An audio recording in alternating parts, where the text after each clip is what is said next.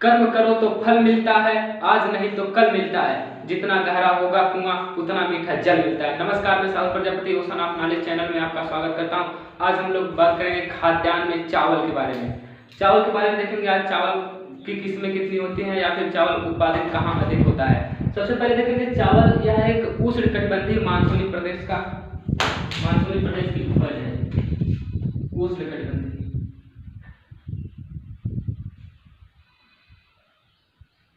उष्णकटिबंधीय मानसूनी प्रदेश की उपज है मुख्यतः, लेकिन यह उष्ण और आर्द्र उष्ण दोनों कटिबंधों में समान रूप से पैदा किया जाता है। और इसके लिए देखेंगे चावल के लिए, और इसका सबसे बड़ा उत्पादक देश अगर देखें तो वो है चीन। चावल का सबसे बड़ा उत्पादक देश चीन है। अब इसके लिए देखेंगे चावल के लिए क्या क्या अवस्थाएं होंगी कि वहां चावल अधिक उत्पादित होगा। भौगोलिक अवस्थाएं,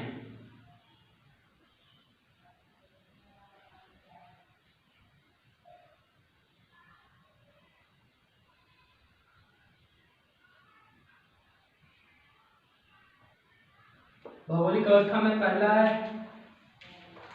तापमान।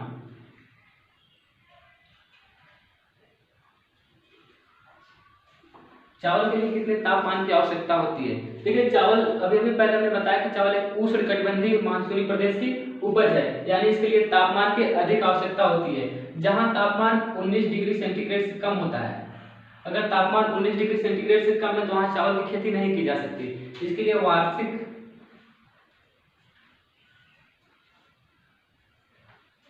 वार्षिक औसत तापमान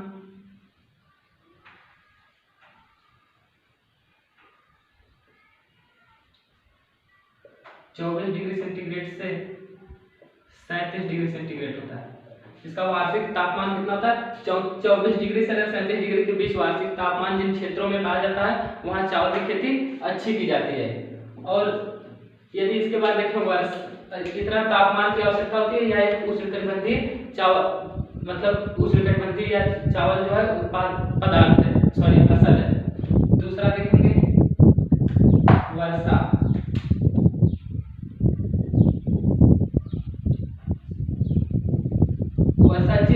यह देखिए तापमान से भी ज्यादा आवश्यकता चावल के लिए जल की होती है। यह एक जलप्रिय पौधा है। जलप्रिय पौधा, इसको लगभग 75 दिन तक जल में डूबा रहता है। चावल की खेती जब की जाती है उसमें लगभग 75 दिन तक चावल के पौधे में जल डूबा रहता है। और यह एक जलप्रिय पौधा है। और इसके लिए अब जलप्रिय पौधा थी, इसको जल की आवश्यकता अधिक पड़ेगी।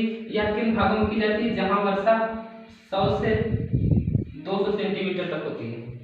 जहां वर्षा 100 से 200 सेंटीमीटर तक होती है वहां चावल की खेती अच्छी होती है। जहां इससे कम होती है वहां सिंचाई द्वारा की जाती है, और जहां उससे भी कम होती है वहां इसकी खेती नहीं की जाती है।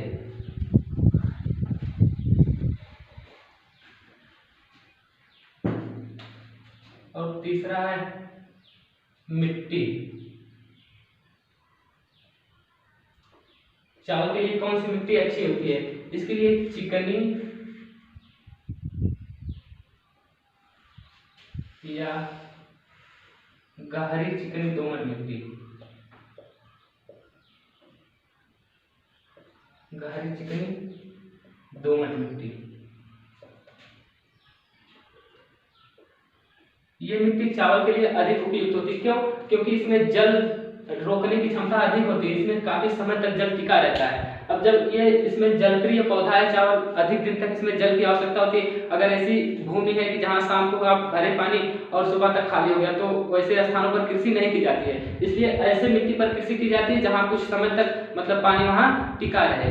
तो इसलिए इसके लिए चिकनी या गहरी चिकनी जहां मिट्टी होती है वहां चावल की खेती की जाती है। और अगला है श्रम। क्योंकि चावल की खेती के लिए इसके लिए आपको रोपना पड़ता है और उसे निराना पड़ता है, और काटना, ओसाना, कूटना। हालांकि अब तो कूटा नहीं जाता है, लेकिन ये सब इसमें काफी चावल की कृषि में गेहूं या अन्य फसलों की अपेक्षा देखा जाए जिसमें श्रम की आवश्यकता अधिक पड़ती है। इसमें श्रम की आवश्यकता अधिक पड़ती है। क्या क्या करना पड़ता है? जैसे निराई, ओसाई, रोपाई, इन सब के लिए इसकी मतलब इसमें श्रम की आवश्यकता अधिक पड़ती है। अब जब श्रम की आवश्यकता अधिक पड़ती है, कहाँ अधिक श्रम मिलेंगे? जहाँ अधिक जनसंख्या होगी। यही कारण है कि चीन और जापान में अधिक चावल की खेती की जाती है। अधिक वैसे तो विकसित देशों में अब यंत्रों द्वारा खेती की जाती है चावल की, लेकिन फिर भी श्रम की आवश्यकता पड़ती है। ये रहे कुछ भौगोलिक अवस्थाएं, जहाँ ये सब अवस्थाएं पाई जाती है वहाँ चावल की खेती अच्छी होती है। अब इसकी चावल की उत्पादन विधि एवं किस्में।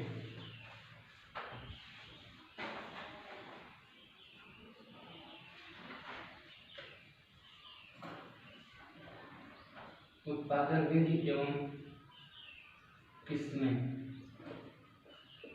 तो सबसे पहले हम लोग उत्पादन विधि देखेंगे।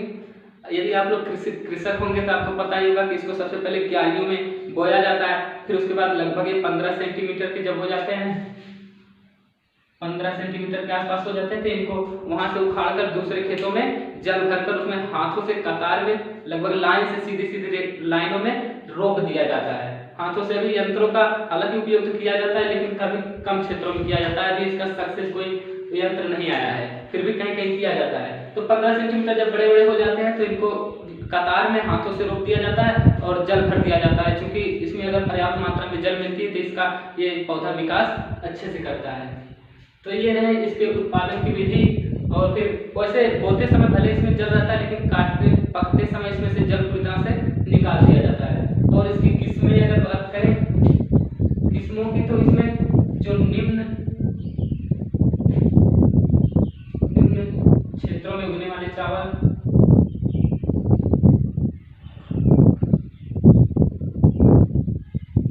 निम्न क्षेत्रों में उगने वाले चावल या दलदली चावल। वैसे इसके कई किस्में होती है, लेकिन मुख्य रूप से दो ही किस्में ली जाती हैं। एक निम्न भागों में उत्पन्न उगने वाला चावल और दूसरा उच्च भागों में उगने वाला चावल या पहाड़ी चावल। इसकी किस्में बहुत सी होती है, ऐसा माना जाता है गेहूं से भी ज्यादा इसकी चावल की किस्में होती हैं। लेकिन मुख्य रूप से निम्न भागों में उगने वाले चावल या दलदली चावल और उच्च भागों में उगने वाले चावल या पहाड़ी चावल। और शीतोष्ण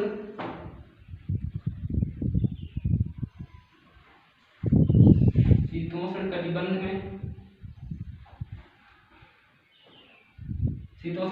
में उगने वाले चावल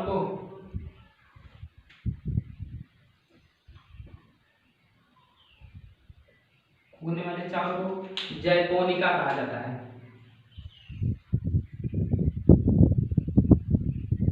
जैपोनिका या बढ़िया किस्म का होता है, या बढ़िया किस्म का चावल होता है। शीतोष्ण कटिबंध में उगने वाला चावल जिसे जैपोनिका कहा जाता है। और दूसरा है उष्ण कटिबंध में उगने वाला चावल,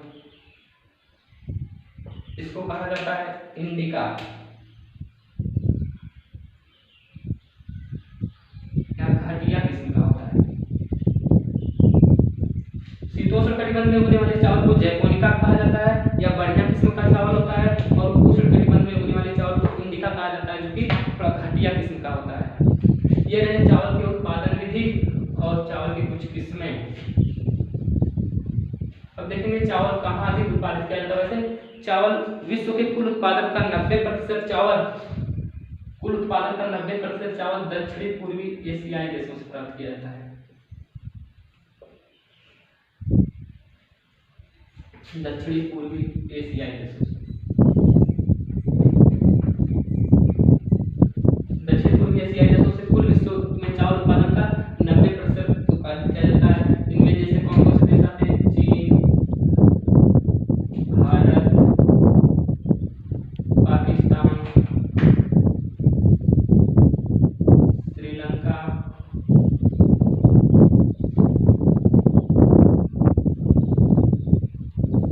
म्यांमार,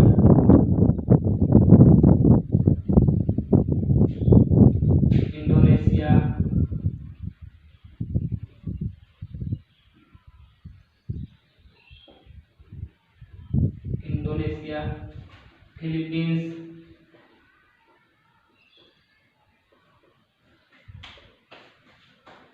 मलेशिया और भी कुछ देश आते हैं दक्षिण पूर्वी एशियाई देशों में, जहाँ की विश्व के कुल उत्पादन का 90% चावल उत्पादित किया जाता है। यहाँ लगभग चावल के लिए जो भौगोलिक अवस्थाओं की जिनकी आवश्यकता होती है वो लगभग यहाँ पर सब उपलब्ध होते हैं। और अन्य महाद्वीपों में भी कुछ न कुछ चावल पैदा किया जाता है, लेकिन इतना नहीं पैदा होता है। अब जैसे देखें अगर यहाँ दक्षिणी पूर्वी एशियाई देशों में क्यों अधिक चावल उत्पादित किया जाता है, उसका कारण क्या है? पहला है वर्षा। यहाँ दक्षिणी पूर्वी एशियाई देशों में जो वर्षा होती है वह लगभग 150 से 100 से 200 सेंटीमीटर तक हो जाती है दक्षिणी पश्चिमी मानसून से।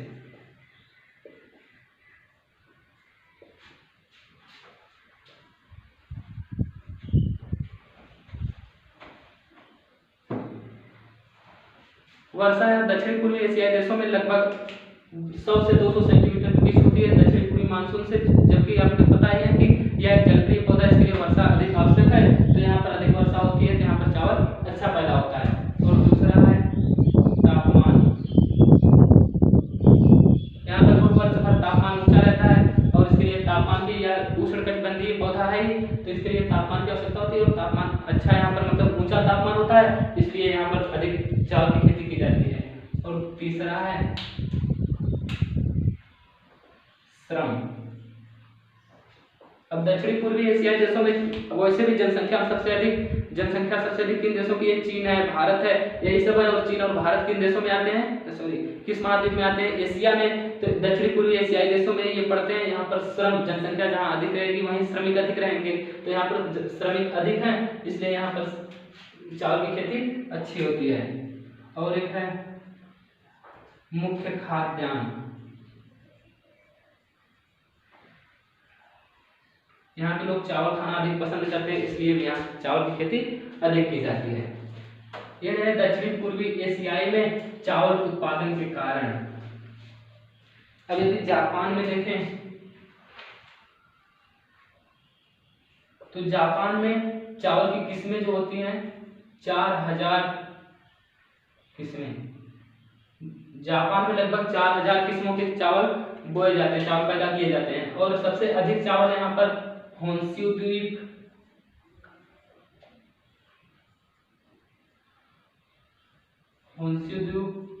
शिकोकू द्वीप,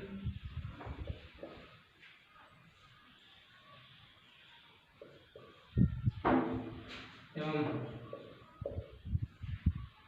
क्यूशू। प्रमुख उत्पादक क्षेत्र जो है जापान के वो है होन्शु द्वीप, शिकोकू और क्यूशू द्वीप। यहाँ पर लगभग यहाँ के 1/5 अधिकतर चावल जो यहाँ पैदा किए जाते हैं वो इन्हीं द्वीपों में पैदा किए जाते हैं। और यहाँ लगभग 4000 किस्मों के चावल बोए जाते हैं। और चीन में देखा जाए तो यह सबसे बड़ा चावल उत्पादक देश है।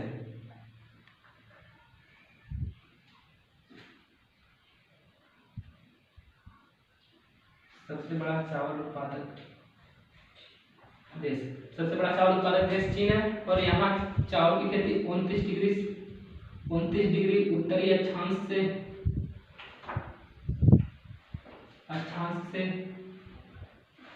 29 डिग्री उत्तरी अक्षांश से 33 डिग्री उत्तरी अक्षांश के बीच की जाती है। यहाँ पर जो चावल की खेती की जाती है 29 डिग्री उत्तरी अक्षांश से 33 डिग्री उत्तरी अक्षांश के बीच की जाती है। और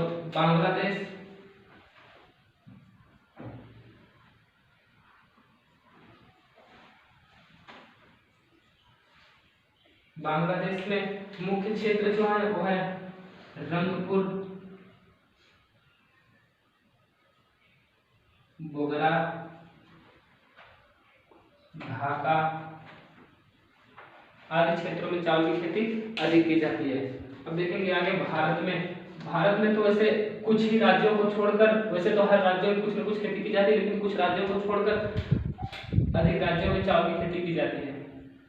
भारत में मुख्य चावल उत्पादक राज्य जो हैं बिहार, पंजाब, छत्तीसगढ़,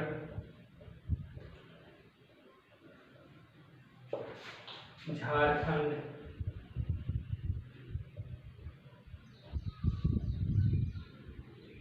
केरल, तमिलनाडु, पश्चिम बंगाल। कुछ ही राज्यों को छोड़कर लगभग हर राज्यों में चावल की कृषि की जाती है। ये कुछ है यहाँ पर अधिक चावल की खेती की जाती है। अब देखेंगे हम लोग चावल के आयातक और निर्यातक देश।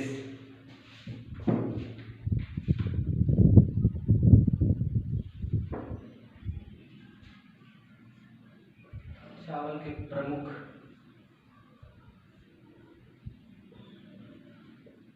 निर्यातक देश। चावल के प्रमुख निर्यातक देश में है जैसे Iran, Iraq, Vietnam, Taiwan, Indonesia,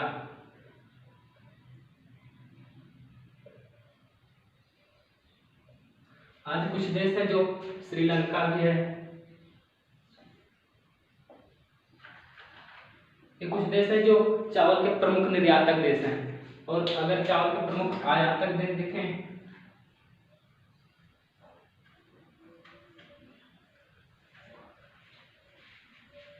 चावल के प्रमुख आयातक देश,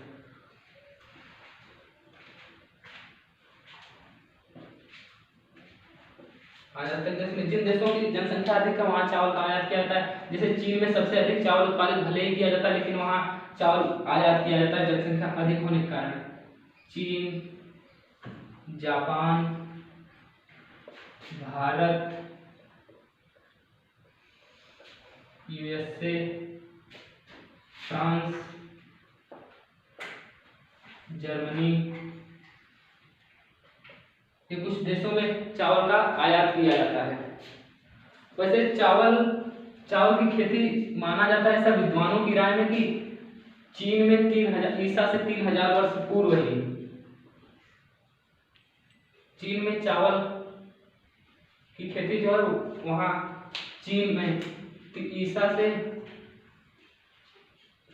3000 वर्ष पूर्व ही यहाँ वहाँ पर इस खेती का आरंभ हो चुका था। और भारत में ही बहुत पहले अत्यंत प्राचीन काल से इसकी खेती की जाती है। तो आज हम लोग देखिए खाद्यान्न में चावल की कृषि कहाँ की जाती है अधिक, चावल की खेती कहाँ की जाती है अधिक, और कैसे इसके लिए भौगोलिक अवस्थाएं होनी चाहिए, कौन से आयातक देश है, कौन से निर्यातक देश है। तो आज के लिए बस इतना है।